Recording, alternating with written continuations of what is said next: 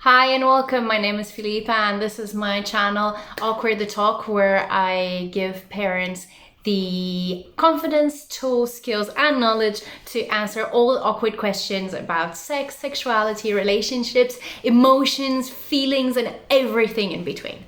So today's topic is why you shouldn't wait for your child to get sexual education at school instead of you giving it a go yourself.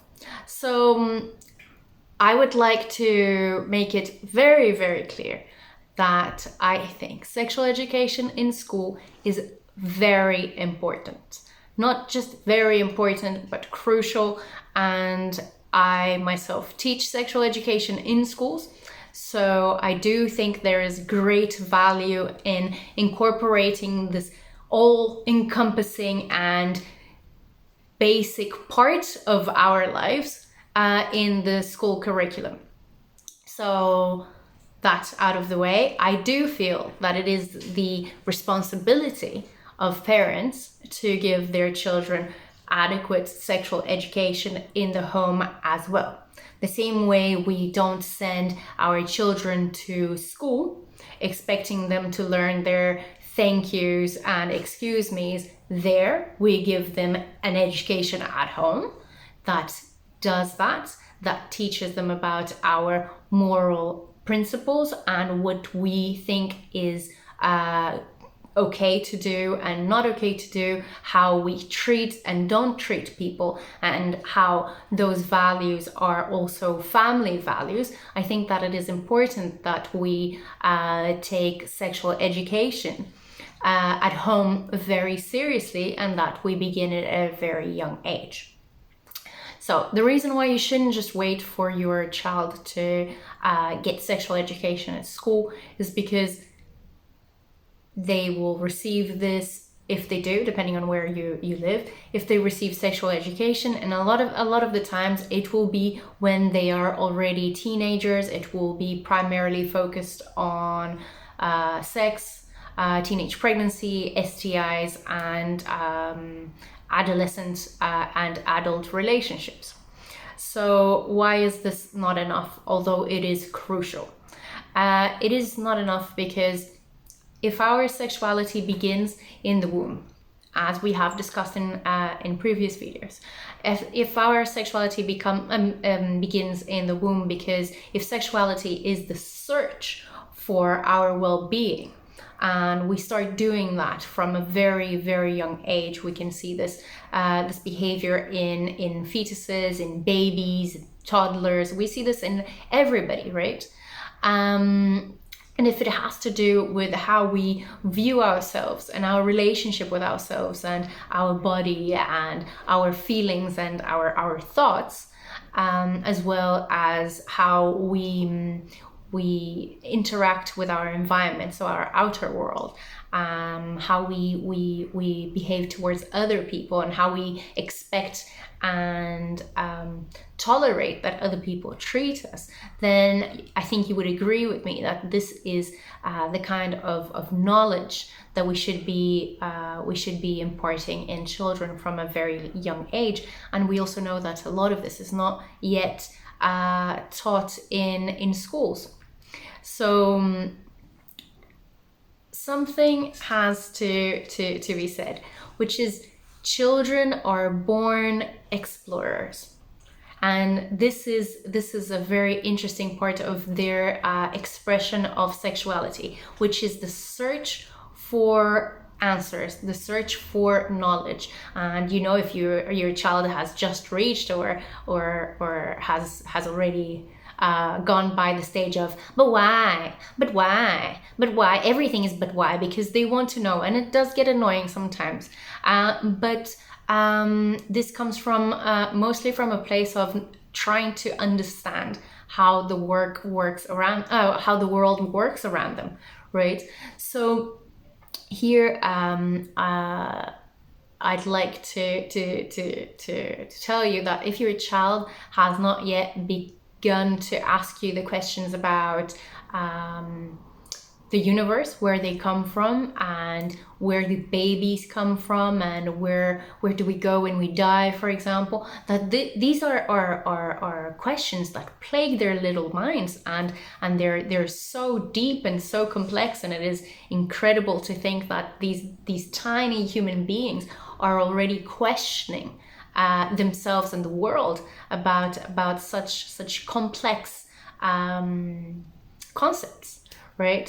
So your child will begin to ask these questions, and they will come in so many forms, where it is, where do babies come from, or why does mommy have hair on her vagina and I don't, and why does she have breasts, and why is my dad's penis bigger than mine, and is mine gonna be big, or little boys wonder if their moms are going to grow penises, or little girls sometimes are worried that they don't have a penis because they know that the brother has one. And these are they may sound like silly questions, but these are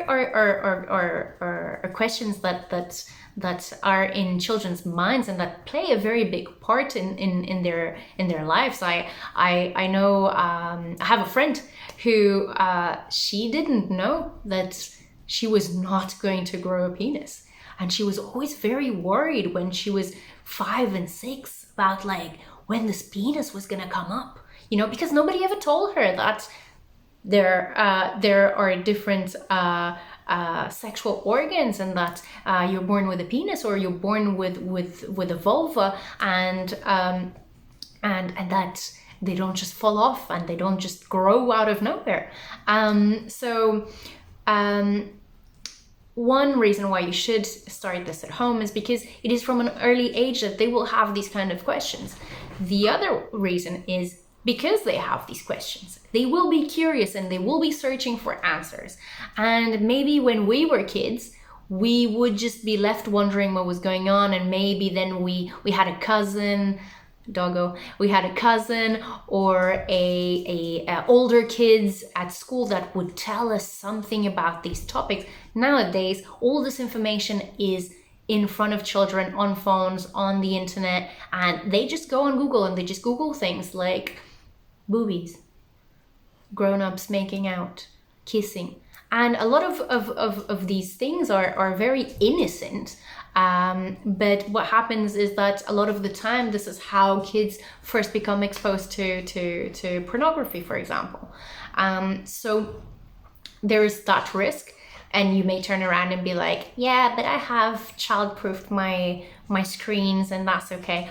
Well, they will go to school, and then somebody will eventually show them something on their phone. So there is going to be that search, and we have to be aware that we cannot that we're not raising our children in bubbles.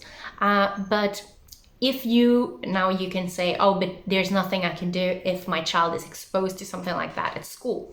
That is true, but how they will interpret what they are seeing, how they will feel about it, and the likelihood of telling you is higher if you have given them adequate sexual education, for example. So children are inevitably going to look for these answers, and they are going to find them, and most of the time they are not going to find them from sources that you yourself would feel are adequate. So they will get these answers from other children, or from the internet. And wouldn't you like to get ahead of that? I mean, I remember, and now that I teach sexual education, I see that there are still these myths that are still going around, because I heard from a friend, if I have sex standing up, that I don't get pregnant, for example. Who hasn't heard that? There are all this misinformation that just keeps on being promoted, which then will give your child a distorted view of sexuality, sex, relationships, emotions, and feelings.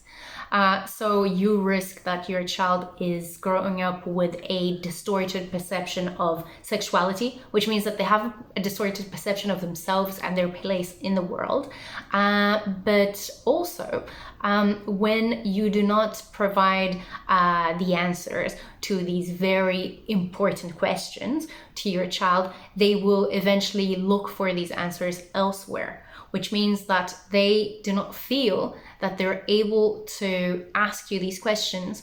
And also, if you lie to them, if instead of explaining the best way you can where babies come from, and you just dismiss it and you just say something like the store brought them, or you found them, or these things, when they find out the truth and they find out that you lied to them, then there will be that whole process of questioning, what else did they lie about, and can I really trust them again? So it is very important for you, your child, and their well-being, and your relationship with your child, for you to be able to give them sexual education. Right.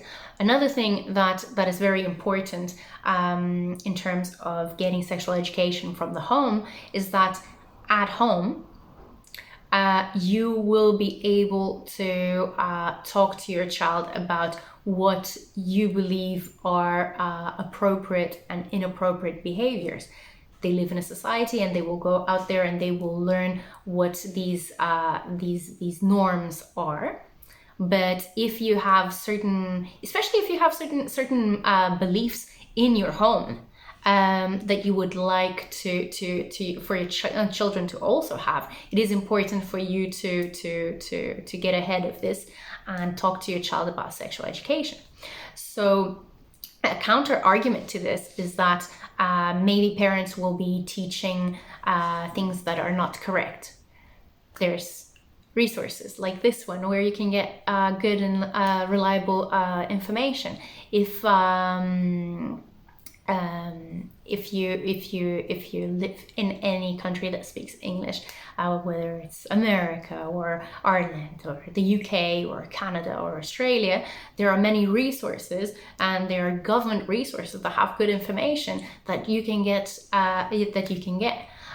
So you not being an expert is not a good enough reason, because you can educate yourself in this matter.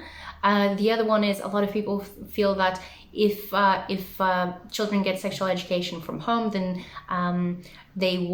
some of them will receive conservative ideas of sexuality.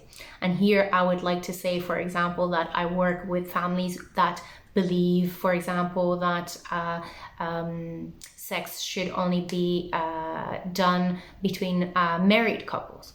And it is not my place to tell them whether this is right or wrong, but it is my place to say that even if that is your belief, you should be giving a complete sexual education to your child based on fact, and with love and trust, and adequate to their age, and give them all the information that is out there, and explain to them why this is your preference, for example. And I don't think there's anything wrong with that, because we come from different homes and we come from different cultures, and we view sex and sexuality differently. And to ignore our differences is really to ignore a very big part of ourselves, and it is just really turning a blind eye to something that exists, whether we want to deal with it or not. So here I would say that it is important for you to start early, be consistent, and be positive about it. So when we talk about consent, for example, you want to get ahead of that, even if they don't talk about it in school. You want to talk about the concept of what is okay to be done private and what is okay to be done publicly. And these are concepts that you can easily incorporate in your daily routine with your children, right? So that you are also able to forge this relationship that is based on trust and communication. That is the importance of doing sexual education at home. So I hope this answers your questions of why you should get ahead of this and why you should take the responsibility in fulfilling your role as a parent in terms of giving your child sexual education. If you found this video helpful, please give me a like. If you know somebody who would benefit from knowing this information, share with them. And if you have any questions, call me